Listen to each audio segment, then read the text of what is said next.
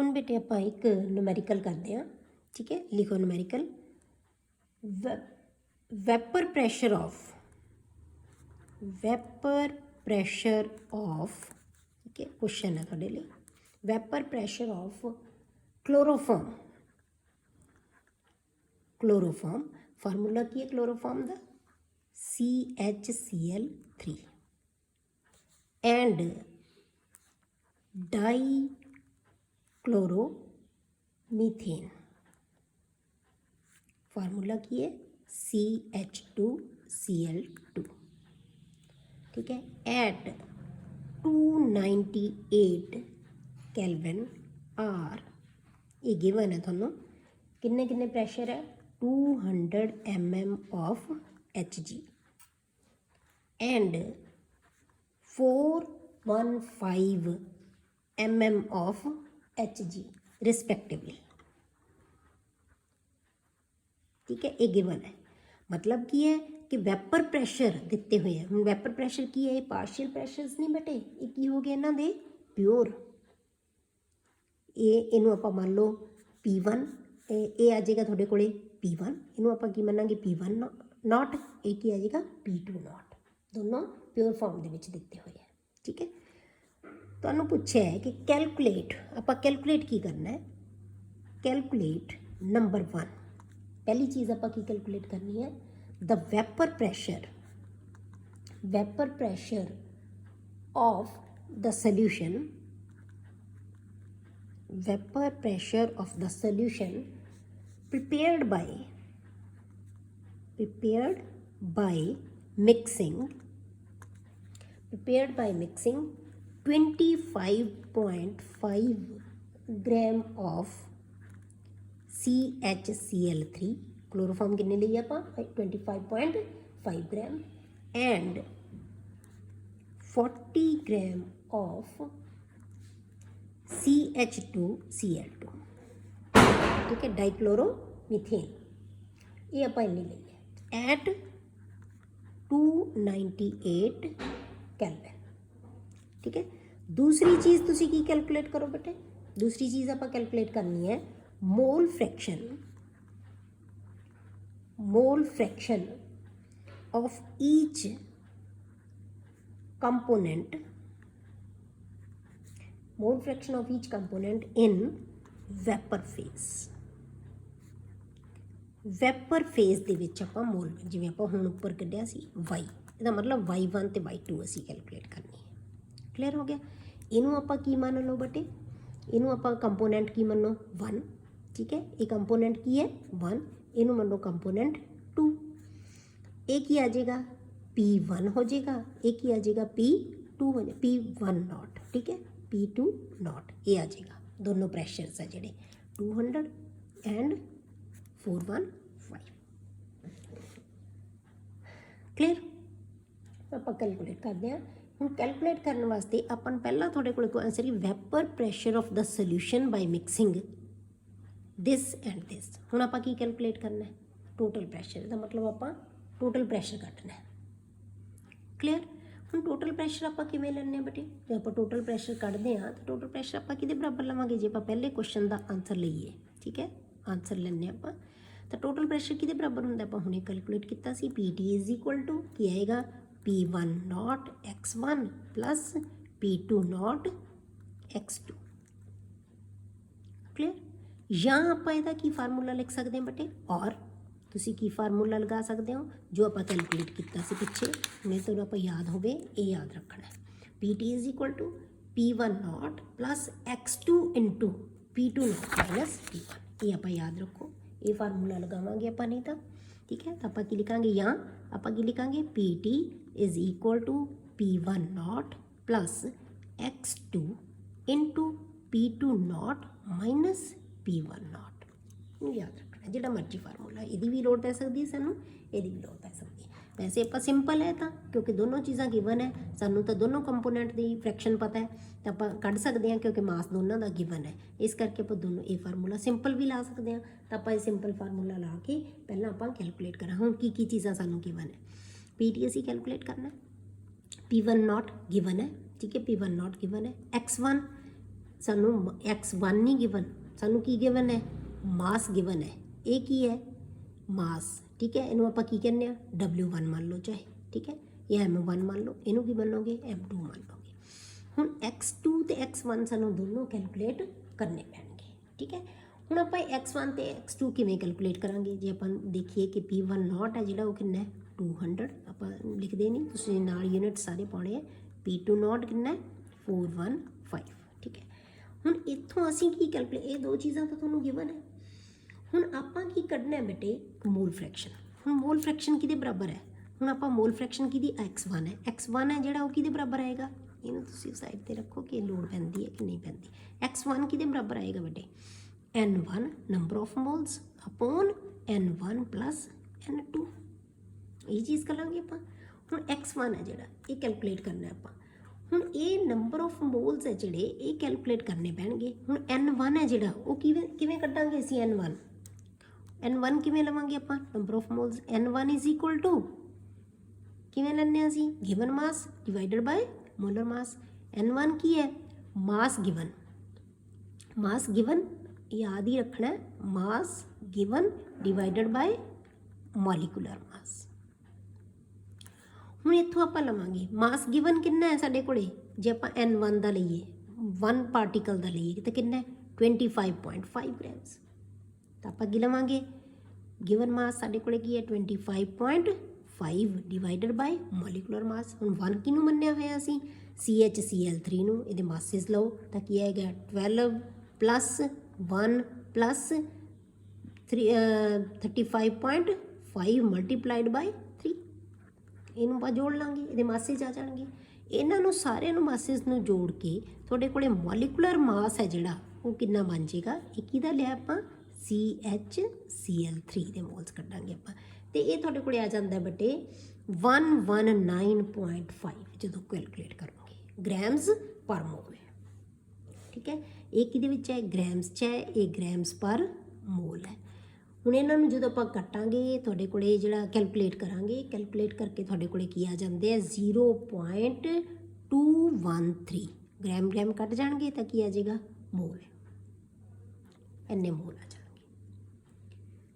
Clear. ਹੁਣ ਸਾਨੂੰ N2 ਚਾਹੀਦਾ। ਹੁਣ N2 ਵਾਸਤੇ ਆਪਾਂ ਕੀ ਕੱਢਾਂਗੇ N2 ਕੈਲਕੂਲੇਟ ਕਰਾਂਗੇ। N2 ਹੈ ਜਿਹੜਾ ਉਹ ਕਿਹਨੂੰ ਕਹਿੰਦੇ ਆਪਾਂ CH2Cl2 ਨੂੰ ਆਪਾਂ ਮੰਨਿਆ ਹੋਇਆ ਸੈਕੰਡ ਕੰਪੋਨੈਂਟ, ਠੀਕ ਹੈ। ਹੁਣ ਇਹਦੇ ਨੰਬਰ ਆਫ ਮੋਲਸ ਕੱਢਾਂਗੇ ਆਪਾਂ।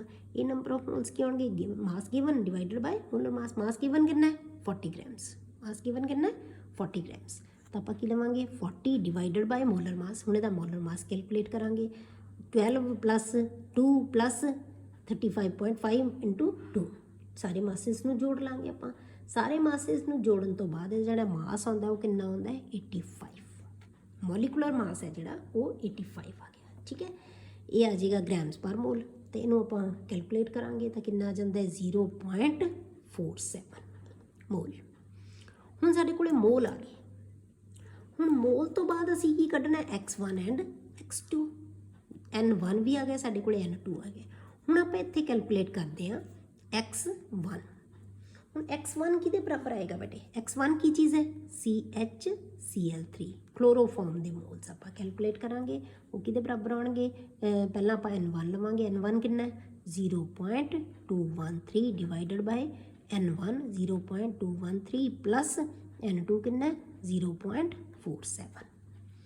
ਇਹਨੂੰ ਜਦੋਂ ਆਪਾਂ ਕੈਲਕੂਲੇਟ ਕਰਦੇ ਹਾਂ ਤਾਂ ਇਹ ਵੈਲਿਊ ਤੁਹਾਡੇ ਕੋਲੇ ਕੀ ਆ ਜਾਂਦੀ ਹੈ 0.688।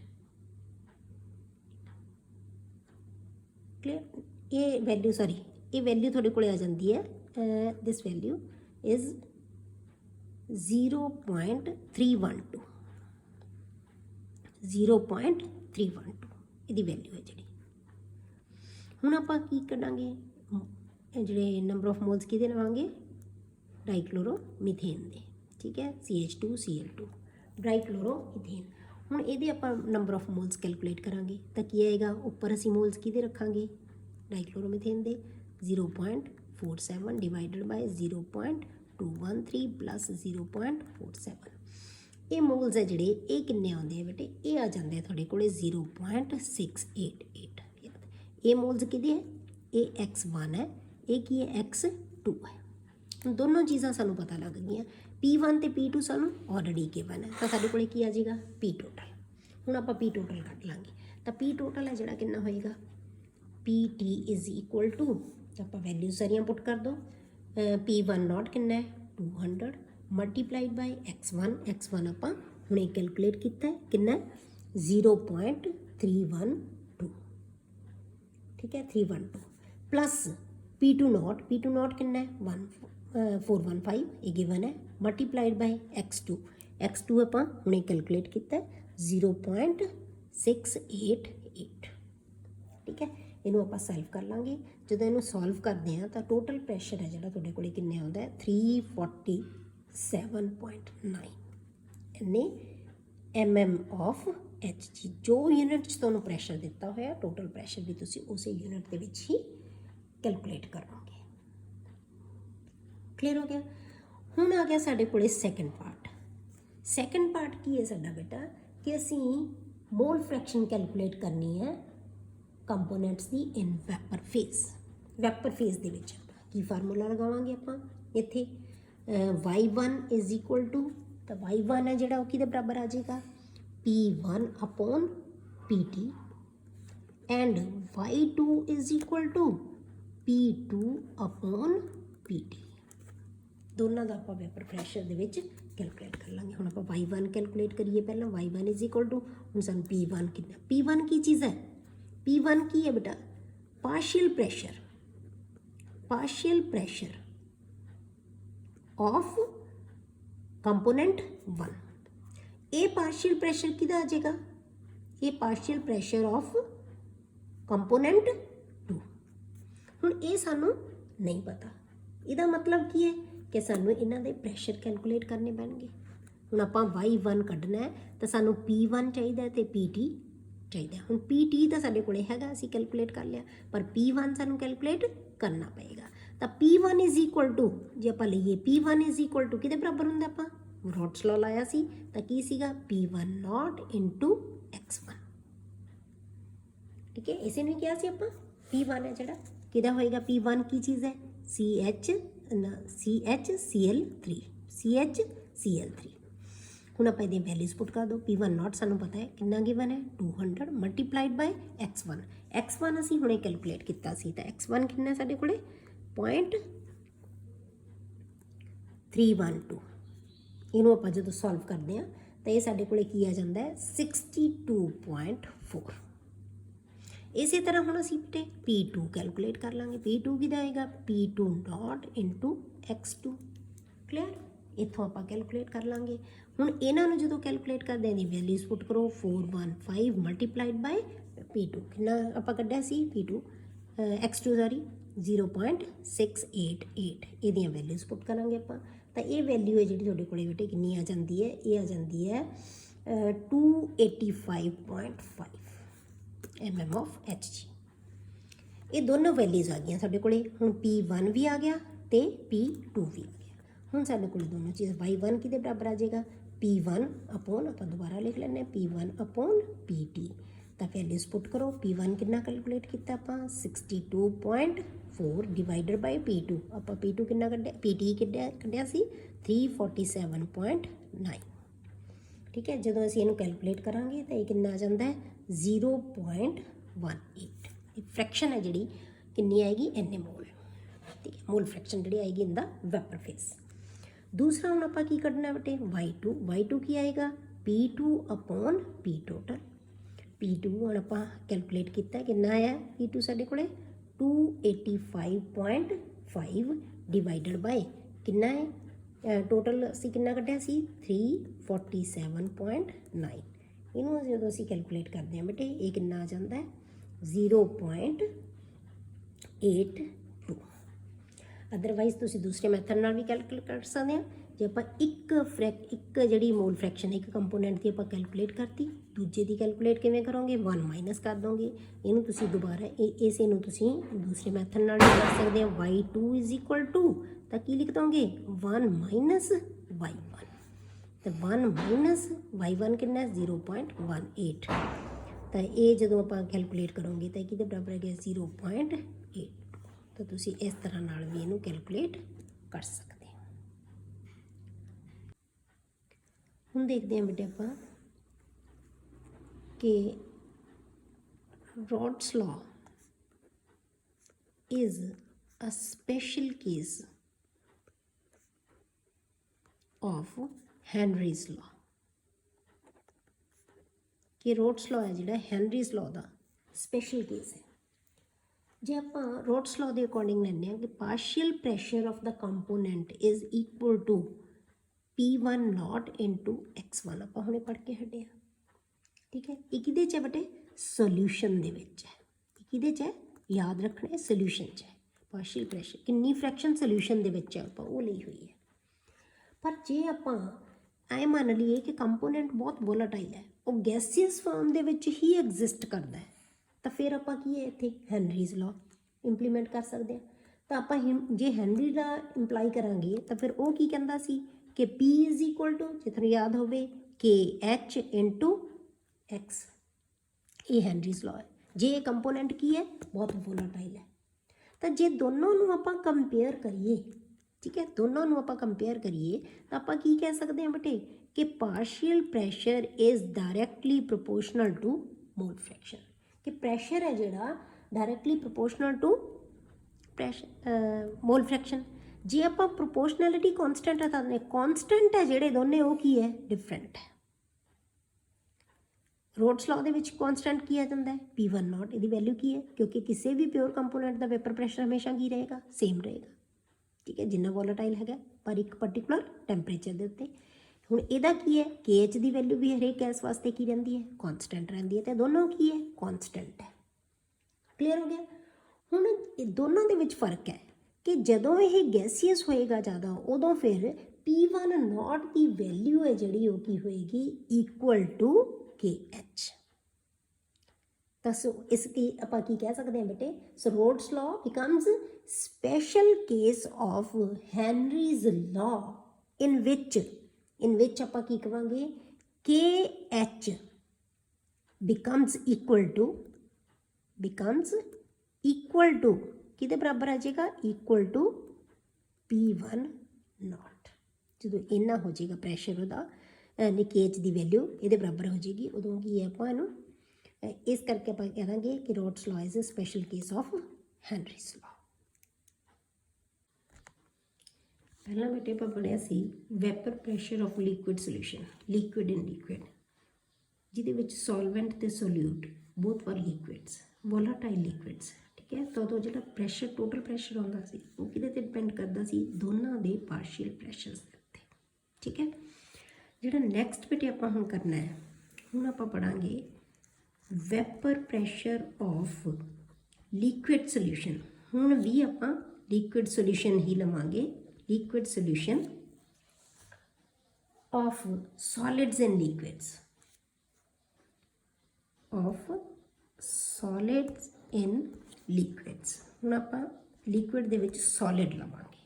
ਠੀਕ ਹੈ, ਜਾਂ ਤੁਸੀਂ ਕਹਿ ਸਕਦੇ ਹੋ liquid solution containing non volatile solid. Liquid solution ਜਿਹਦੇ ਵਿੱਚ ਸੋਲਵੈਂਟ ਤਾਂ ਹੁਣ ਵੀ ਲਿਕੁਇਡ ਹੋਏਗਾ, ਲਿਕੁਇਡ ਸੋਲਿਊਸ਼ਨ ਅਸੀਂ ਉਹਨੂੰ ਹੀ ਕਹਿੰਦੇ ਹਾਂ ਬਟੇ ਜਿਹਦੀ ਫਿਜ਼ੀਕਲ ਸਟੇਟ ਸੋਲਵੈਂਟ ਵਾਲੀ ਹੋਈ। ਤਾਂ ਸੋਲਵੈਂਟ ਸਾਡਾ ਹੁਣ ਵੀ ਕੀ ਹੈ? ਲਿਕੁਇਡ ਹੈ, ਇਸ ਕਰਕੇ ਸੋਲਿਊਸ਼ਨ ਸਾਡਾ ਲਿਕੁਇਡ ਹੀ ਹੋਏਗਾ। ਠੀਕ ਹੈ, ਪਰ ਉਹਦੇ ਵਿੱਚ ਜਿਹੜਾ ਸੋਲਿਡ ਹੈ, ਸੋਲਿਊਟ ਹੈ, ਉਹ ਹੁਣ ਕੀ ਹੋਏਗਾ? ਸੋਲਿਡ ਹੋਏਗਾ। ਸੋਲਿਊਟ ਹੈ ਜਿਹੜਾ ਉਹ ਕੀ ਹੋਏਗਾ? ਸੋਲਿਡ। ਤੇ ਇਸ ਕਰਕੇ ਆਪਾਂ ਇਹਨੂੰ ਕੀ ਕਵਾਂਗੇ? Solution of solid in liquid in ਵਿਚ non volatile solute is added. ਠੀਕ ਹੈ, ਹੁਣ ਆਪਾਂ ਦੇਖਣਾ ਜਦੋਂ ਬੇਟੇ ਅਸੀਂ ਕਿਸੇ ਸੋਲਿਊਸ਼ਨ ਦੇ ਵਿੱਚ ਨॉन ਵੋਲਾਟਾਈਲ ਸੋਲਿਊਟ ਐਡ ਕਰ ਦਿੰਦੇ ਹਾਂ ਤਾਂ ਉਹਦੀਆਂ ਕੁਝ ਫਿਜ਼ੀਕਲ ਪ੍ਰੋਪਰਟੀਜ਼ ਹੈ, ਜਿਹੜੀਆਂ ਫਿਜ਼ੀਕਲ ਪ੍ਰੋਪਰਟੀਜ਼ ਹੈ ਉਹ ਚੇਂਜ ਹੋ ਜਾਂਦੀਆਂ। ਜਿਵੇਂ ਵੈਪਰ ਪ੍ਰੈਸ਼ਰ, ਜਿਵੇਂ ਆਪਾਂ ਵੈਪਰ ਪ੍ਰੈਸ਼ਰ ਲੈ ਲਈ, ਜਿਹਨੂੰ ਆਪਾਂ ਪ੍ਰੋਪਰਟੀ ਨੂੰ ਹੁਣ ਪੜ੍ਹ ਰਹੇ ਹਾਂ।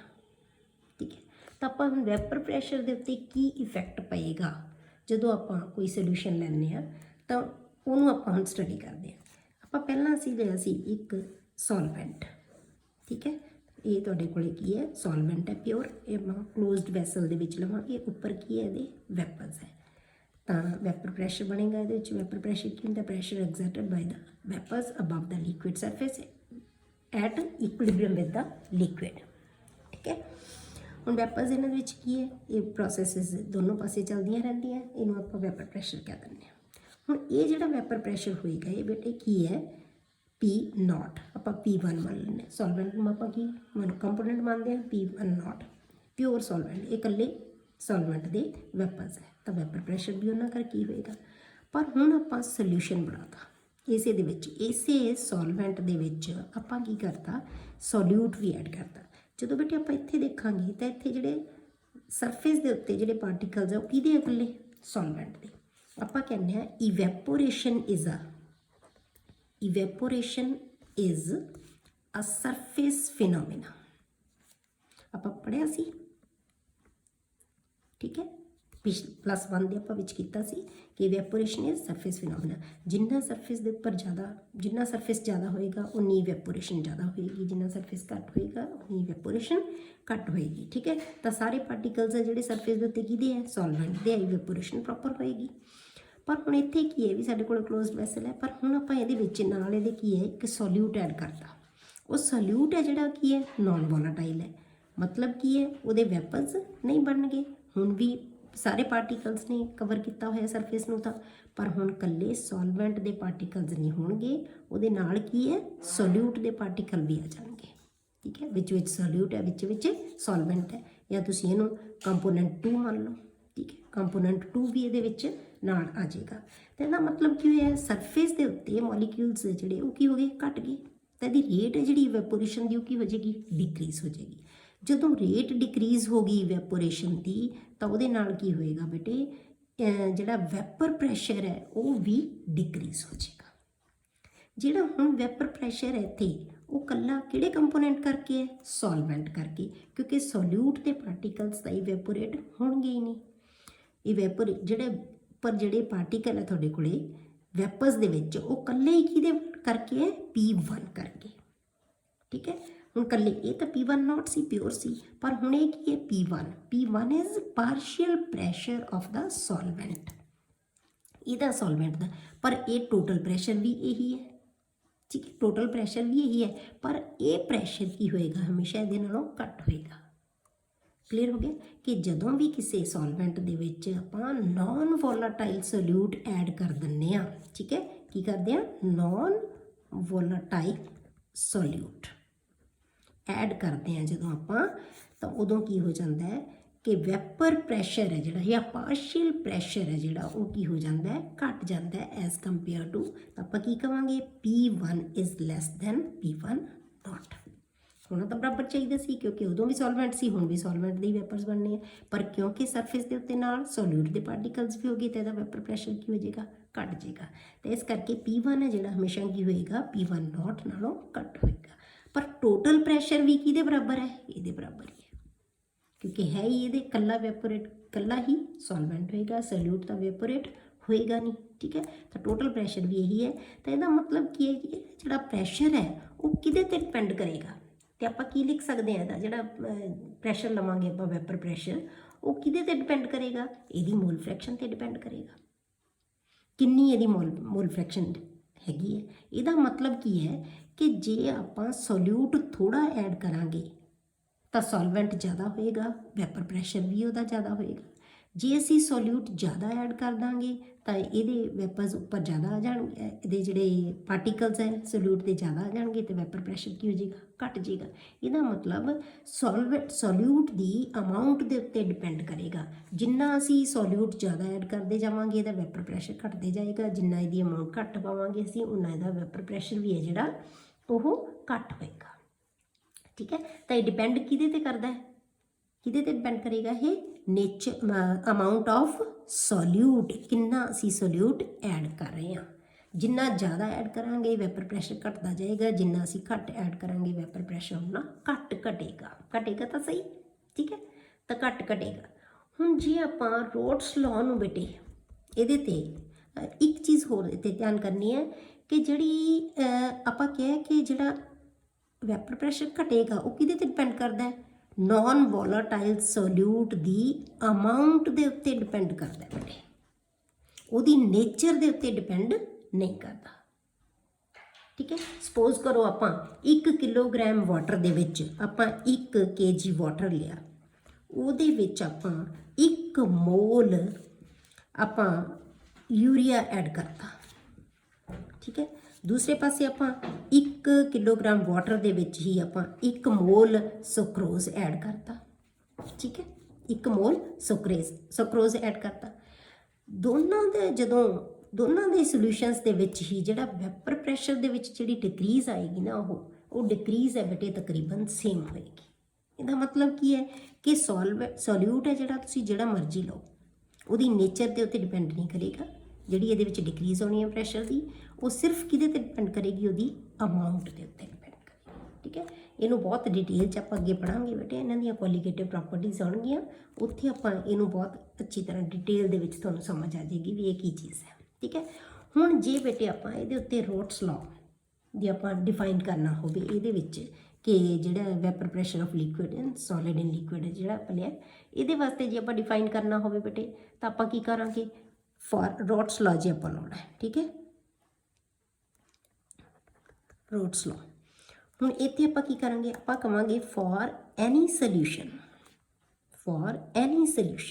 ਪਹਿਲਾਂ ਆਪਾਂ ਕੀ ਕਿਹਾ ਸੀ ਬੇਟੇ, for the solution of volatile liquids. याद करो पिछली डेफिनेशन जो आप किया सी ये वास्ते जो आप रोट्स लॉ लाया सी तो आप की क्या सी for solution of volatile liquids उदों क्योंकि साडे दोनों लिक्विड की सी वोलाटाइल सीगे, ठीक है। हुण आपां की लेना है फॉर एनी सोल्यूशन, कोई मर्जी सोल्यूशन ले लो तुसीं उहदे विच जिन्ने मर्जी पार्टिकल होण चाहे नॉन वोलाटाइल होण चाहे वोलाटाइल होण जिहड़े मर्जी होण, ठीक है। For any solution the partial pressure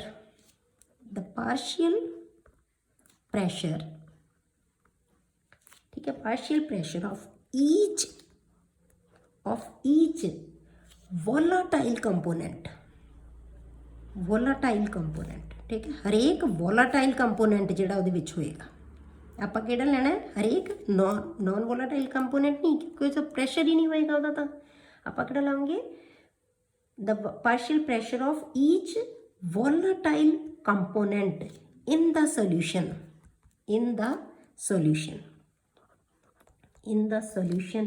is directly proportional to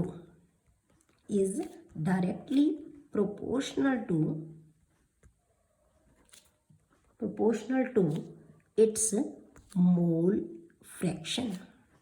ਇਹਨੂੰ ਆਪਾਂ ਇਹਦੇ इस लॉ ਨੂੰ ਇੱਦਾਂ ਅਸੀਂ ਡਿਫਾਈਨ ਕਰ ਸਕਦੇ ਹਾਂ। ਇਹਦਾ ਮਤਲਬ ਕੀ ਹੋਇਆ ਬੇਟੇ ਕਿ ਕਿਸੇ ਵੀ ਸੋਲੂਸ਼ਨ ਦੇ ਵਿੱਚ ਜਿਹੜਾ ਵੀ ਵੋਲਾਟਾਈਲ ਕੰਪੋਨੈਂਟ ਹੋਏਗਾ ਉਹਦਾ ਪਾਰਸ਼ੀਅਲ ਪ੍ਰੈਸ਼ਰ ਹੋਏਗਾ ਨਾ ਜਿਹੜਾ ਉਹ ਕਿਤੇ ਤੇ ਡਿਪੈਂਡ ਕਰੇਗਾ ਉਹਦੀ ਮੋਲ ਫ੍ਰੈਕਸ਼ਨ ਤੇ। ਜਿੰਨੀ ਜ਼ਿਆਦਾ ਉਹਦੀ ਮੋਲ ਫ੍ਰੈਕਸ਼ਨ ਹੋਏਗੀ ਉਹਦੇ ਕਰਕੇ ਉਹਦਾ ਜਿਹੜਾ ਪ੍ਰੈਸ਼ਰ ਹੈ ਪਾਰਸ਼ੀਅਲ ਪ੍ਰੈਸ਼ਰ ਹੈ ਉਹ ਜ਼ਿਆਦਾ ਹੋਏਗਾ, ਜਿੰਨੀ ਉਹਦੀ ਮੋਲ ਫ੍ਰੈਕਸ਼ਨ ਘੱਟ ਹੋਏਗੀ ਉਹਦਾ ਪਾਰਸ਼ੀਅਲ ਪ੍ਰੈਸ਼ਰ ਉਨਾ ਘੱਟ ਹੋਏਗਾ, ਠੀਕ ਹੈ। ਤਾਂ ਹੁਣ ਜੇ ਆਪਾਂ ਇੱਕ ਬਾਈਨਰੀ ਸੋਲੂਸ਼ਨ ਲਈਏ, ठीक है, जिहदे विच सॉल्वेंट है जिहड़ा वो कंपोनेंट 1 है तो सोल्यूट है जिहड़ा कंपोनेंट 2 है। सोल्यूट की है नॉन वोलाटाइल जिहदे वेपर्स नहीं बनणगे, तो मतलब की होया बेटे कि जिहड़ा वेपर प्रैशर होएगा वो किहदे करके होएगा, only due to solvent molecules, सिर्फ सॉल्वेंट मॉलिक्यूल्स करके ही वेपर प्रैशर होएगा। सपोज करो जे आपां ओहदा वेपर प्रैशर लईए, जे आप सॉल्वेंट का वैपर प्रैशर लीए in solution, vapour pressure of P1 इनू आप की मान लिया vapour pressure of solvent in solution, ठीक है। तो x1 है जी की यदि मोल फ्रैक्शन है, x1 is it's mole fraction, P1 not is vapour pressure of pure solvent, वो कल्ले प्योर है। P1 is vapour pressure of solvent in solution but P1 not is vapour pressure of pure solvent, ठीक है। हुण जे आप according to rods law देखिए, ठीक है, अकॉर्डिंग टू रॉड्स लॉ आप की देखांगे कि P1 is proportional to x1। आप क्या सी कि जिन्नी इहदी अमाउंट ज़्यादा होएगी P1 है जिहड़ा उन्ना ज़्यादा होएगा, ठीक है। P1 is proportional to x1 तो P1 is equal to P1 not into x1। ये तो कॉन्सटेंट है तो यदा प्रैशर उन्ना ज़्यादा होएगा जिन्नी x1 की अमाउंट ज़्यादा होएगी, ਠੀਕ, ਡਿਪੈਂਡ ਕਿਹਦੇ ਤੇ ਕਰੇਗੀ, ਸਿਰਫ x1 ਦੀ। ਹੁਣ ਜੇ ਆਪਾਂ ਗ੍ਰਾਫ ਪਲਾਟ ਕਰਨਾ ਹੋਵੇ, ਜੇ ਆਪਾਂ ਗ੍ਰਾਫ ਪਲਾਟ ਕਰੀਏ ਇਹਦੇ ਵਿੱਚ ਵੈਪਰ ਪ੍ਰੈਸ਼ਰ ਲੈ ਲਈਏ ਆਪਾਂ ਇੱਥੇ ਇਨ ਸੋਲਿਊਸ਼ਨ, ਠੀਕ ਹੈ, ਸੋਲਿਊਸ਼ਨ ਦਾ ਵੈਪਰ ਪ੍ਰੈਸ਼ਰ ਲੈ ਲਈਏ, ਇੱਧਰ ਆਪਾਂ ਕੀ ਲੈ ਲਈਏ x1, ਕਿਉਂਕਿ ਆਪਾਂ ਸਿਰਫ ਵੋਲੋਟਾਈਲ ਕੌਣ ਹੈ, x1 ਹੀ ਹੈ, ਇੱਕੋ ਹੀ ਹੈ ਕੰਪੋਨੈਂਟ, ਠੀਕ ਹੈ। ਸੋਲਵੈਂਟ ਦੀ ਆਪਾਂ ਮੋਲ ਫ੍ਰੈਕਸ਼ਨ ਇੱਧਰ ਲੈ ਲਈਏ, ਤਾਂ ਇੱਥੇ ਇਹਦੀ ਫ੍ਰੈਕਸ਼ਨ ਹੈ ਜਿਹੜੀ ਉਹ ਕੀ ਹੈ ਬੇਟੇ, 0 ਹੈ, ਉਹਦੇ ਦਾ ਪ੍ਰੈਸ਼ਰ ਕੀ ਹੈ, 0 ਹੈ। ਹੌਲੀ ਹੌਲੀ ਆਪਾਂ ਇਹਦੀ ਫ੍ਰੈਕਸ਼ਨ ਵਧਾਤੀ, ਇੱਥੇ ਇਹਦੀ ਫ੍ਰੈਕਸ਼ਨ ਕਿੰਨੀ ਹੋ ਗਈ, 1 ਹੋ ਗਈ, ਤਾਂ ਪ੍ਰੈਸ਼ਰ ਕਿੰਨਾ ਹੋ ਗਿਆ, P1 ਨੋਟ ਹੋ ਗਿਆ। ਇਹ ਇਕੱਲੇ ਸੋਲਵੈਂਟ ਕਰਕੇ ਫ੍ਰੈਕਸ਼ਨ ਕੀ ਹੈ, ਇਕੱਲੀ 1 ਹੋ ਗਈ, ਮਤਲਬ ਕੀ ਹੈ XB ਦੀ ਫ੍ਰੈਕਸ਼ਨ ਕੀ ਹੋ ਗਈ, 0, ਠੀਕ ਹੈ। ਤਾਂ ਇੱਥੇ ਆ ਗਿਆ ਤੁਹਾਡੇ ਕੋਲੇ ਇਹ ਸੋਲਿਊਸ਼ਨ ਦਾ ਮਤਲਬ ਕੀ ਹੈ ਕਿ ਜਿੰਨੀ ਇਹਦੀ ਫ੍ਰੈਕਸ਼ਨ ਵੱਧਦੀ ਜਾਏਗੀ ਵੈਪਰ ਪ੍ਰੈਸ਼ਰ ਉਨਾ ਜ਼ਿਆਦਾ ਹੁੰਦਾ ਜਾਏਗਾ। ਜੇ ਉਹਦੇ ਵਿੱਚ ਸੋਲਿਊਟ ਹੈ ਹੀ ਨਹੀਂ ਤਾਂ ਸਾਰਾ ਵੈਪਰ ਪ੍ਰੈਸ਼ਰ ਕਿਹਦਾ ਹੋਏਗਾ, ਸੋਲਵੈਂਟ ਦਾ ਹੋਏਗਾ, ਠੀਕ ਹੈ। ਤੈਨੂੰ ਆਪਾਂ ਗ੍ਰਾਫਿਕਲੀ ਵੀ ਰਿਪਰੈਜ਼ੈਂਟ ਕਰ ਸਕਦੇ ਹਾਂ।